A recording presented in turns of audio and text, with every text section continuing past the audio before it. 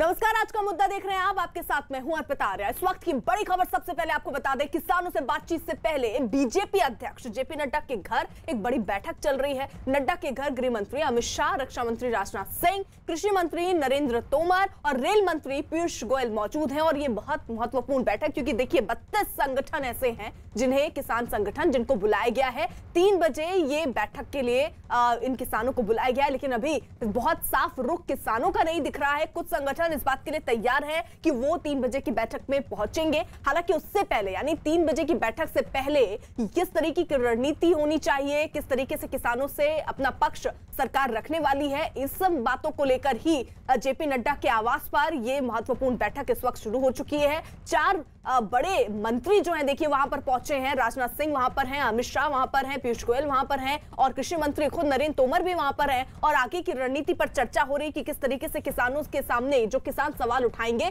उनका जवाब देने में क्या उनका जवाब देना है, उन सब की तैयारी इस वक्त देखिए हो रही है। 3 बजे ये महत्वपूर्ण बैठक होना है और बैठक से पहले देखिए ये जेपी नड्डा के आवास पर बैठक भी शुरू हुई, जिसमें राजनाथ सिंह, अमित शाह, पीयूष गोयल और नरेंद्र तोमर मौजूद हैं।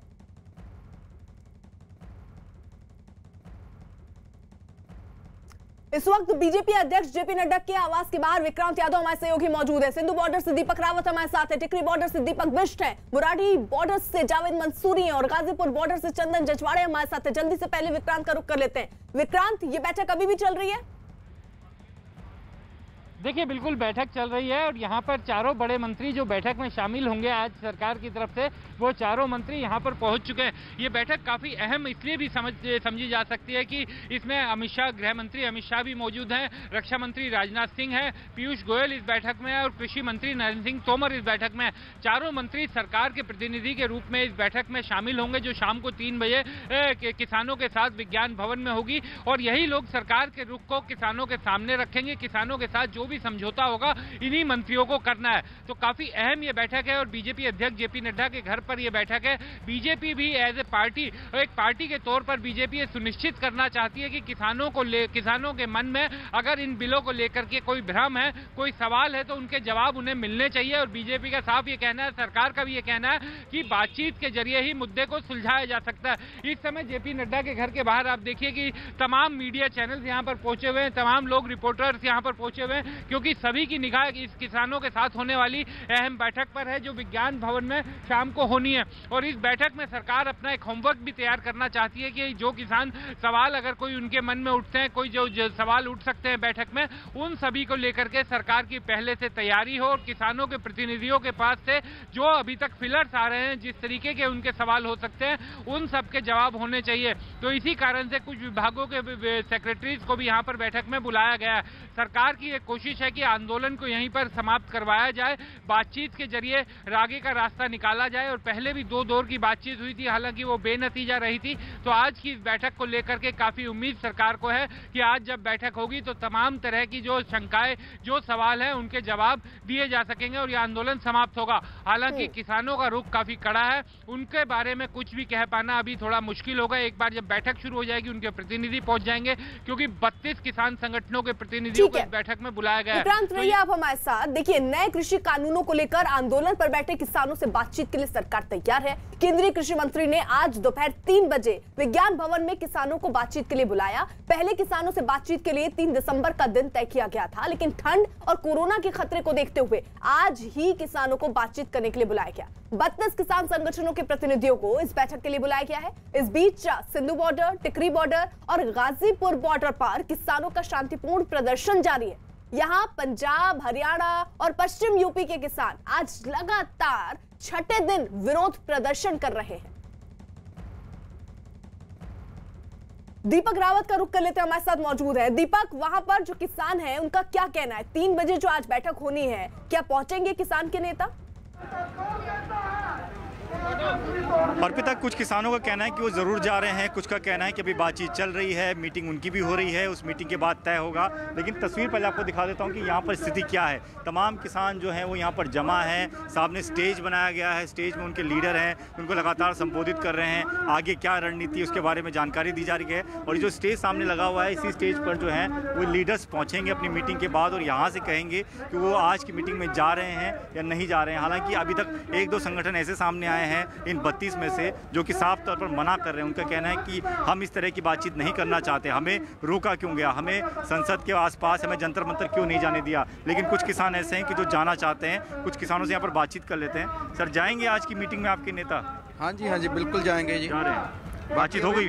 अभी पता नहीं चला प्रॉपर बातचीत हुई है कि नहीं हुई है। जा रहे हैं सर? हाँ, कहाँ जा रहे हैं? आपके लीडर जा रहे हैं मिलने? नहीं, अभी कोई सहमति नहीं बनी।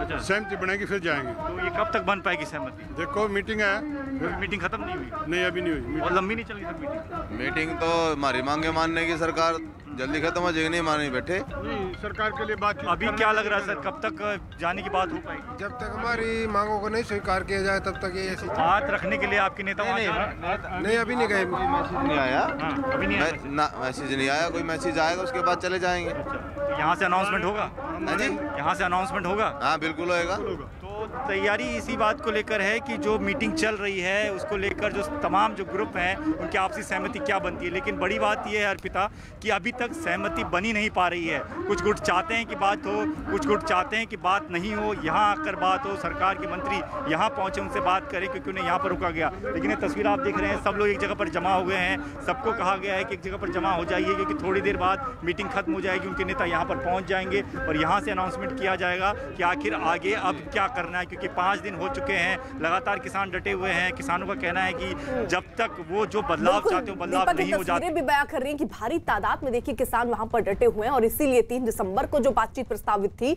उससे आज ही कर दिया गया और 3 बजे बुलाया गया है किसानों के 32 किसान संगठनों को और वो आएंगे और उनसे बातचीत किया जाएगा। लेकिन इन सब के बीच किसान आंदोलन पर सियासी घमासान भी जारी है।